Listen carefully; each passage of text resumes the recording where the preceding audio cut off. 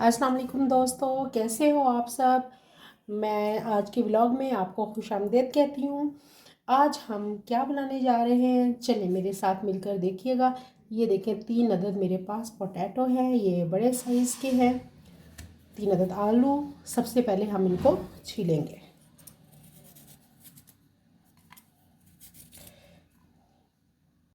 जी तो दोस्तों, ये देखें मैंने पोटैटोज़ को छील लिया है, इनके छिलके उतार लिए। अभी मैं इसको धोऊंगी नहीं, इसको अब हम स्लाइसिस में काट लेंगे फ्राइज़ करने के लिए, एक जैसे बराबर स्लाइसिस में। उसके बाद इसे धोएंगे।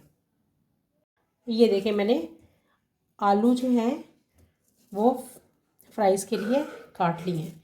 अब मैं इन्हें अच्छे तरीके से धो लूँगी ताकि इनका स्टार्च वगैरह जो है वो ख़त्म हो जाए। उसके बाद मैं बताती हूँ कि आगे हम क्या करेंगे और किस तरीके से ये यूनिक अंदाज में हम फ्राइज़ बनाएंगे। ये देखें दोस्तों, मैंने इनको अच्छे तरीके से धोकर मैंने टिश्यू पेपर से मैक्सिमम इसका पानी खुश्क कर लिया ताकि ये ज़्यादा गीले ना हों। क्योंकि स्टेन ज़्यादा देर करने का मेरे पास टाइम नहीं था, तो मैंने टिश्यू के साथ इसे अच्छे तरीके से साफ़ कर लिया। अब हम चलते हैं कढ़ाई की तरफ। तो दोस्तों, हमारी कढ़ाई के अंदर ऑयल गर्म हो चुका है और मीडियम आंच रखनी है आपने। अब मैं इसके अंदर जो फ्राइज़ मैंने खुश्क किए थे उसमें से थोड़े से डालूँगी। अभी मैंने इन्हें कुछ भी नहीं लगाया, सिर्फ इन्हें काट के धोया है और इसे इसके अंदर डाल दिया है।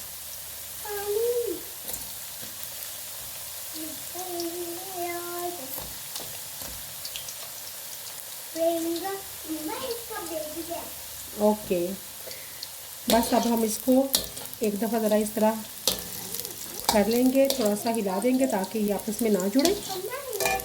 हमने इसको ज़्यादा नहीं पकाना, सिर्फ 3 मिनट हमने इसको पकाना है कि ये 60% कुक हो जाए।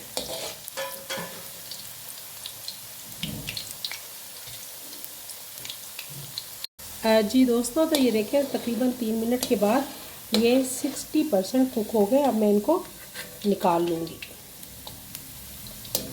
पूरी वीडियो देखिएगा, मेरे साथ साथ रहिएगा, देखिएगा कि हम किस तरह ये आम फ्राई से डिफरेंट और क्रिस्पी बनाते हैं। आजकल मौसम जो है आपको पता है जैसे कि सर्दियों का आ रहा है और ऐसे में चटपटी चीज़ें और फ्राई चीज़ें खाने को दिल करता है।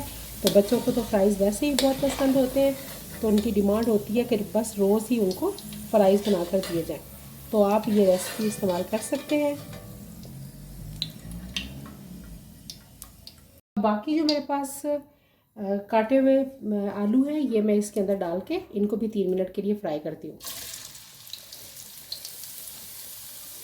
खुश करने का ये भी फ़ायदा है कि इसके छींटे नहीं उठते जब आप इसके अंदर ऑयल के अंदर डालते हैं। तो इसको भी मैं 3 मिनट के लिए फ्राई करूँगी और फिर मैं आगे बताती हूँ कि आगे हमने क्या करना है। एक दफ़ा मैं इसे ऐसे चला लूँगी ताकि ये आपस में जुड़े नहीं। लो मीडियम जो है आपने फ्लेम रखनी है। जी तो दोस्तों, ये देखिए मैंने इनको सबको तकरीबन 60 to 70% जो है कुक कर लिया है। अब मैं इन सबको एक दफ़ा ताज़ा पानी से निकाल लूँगी, एक दफ़ा वॉश कर लूँगी और उसके बाद इसे मैं आपके सामने लेके आती हूँ कि हम क्या करते हैं। इसे मैं ताज़ा पानी से वॉश करने लगी हूँ। ये ताज़ा पानी से मैंने इसको वॉश कर लिया। अब मैं एक टिश्यू पेपर लेके इसको हल्का हल्का सा बस इसका जो पानी है इसके ऊपर उसको थोड़ा सा जज़ब कर लूँगी। बस मुकम्मल तौर पे से ड्राई नहीं करना। अगर आपके पास टाइम हो तो आप इसको थोड़ी देर ज़्यादा स्टेन करके रख सकते हैं ताकि इसका पानी सारा जो ज़ायद है वो निकल जाए। बस ये देखिए, इसका जो एक्स्ट्रा इसके ऊपर पानी था वो सारे का सारा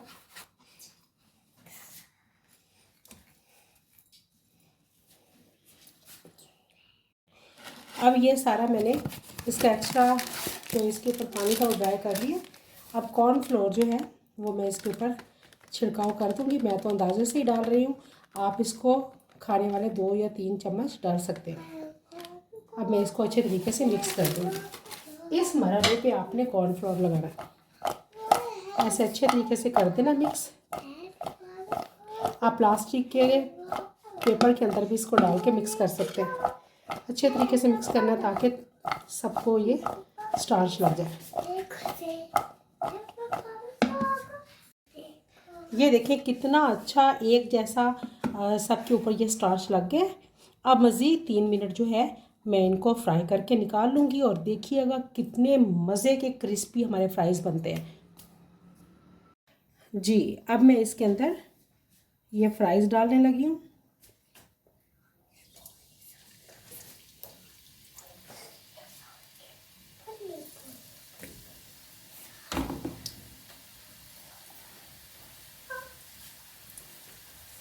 मीडियम हाई फ्लेम के ऊपर आपने अब पकाना है।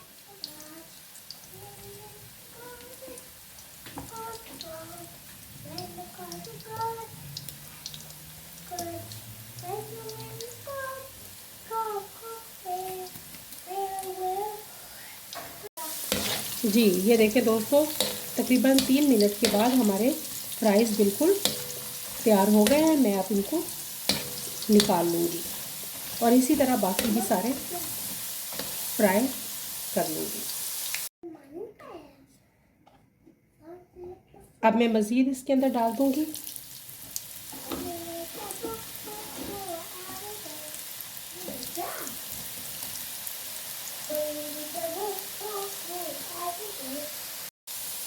ये देखिए कितने अच्छे हमारे फ्राई हो रहे हैं।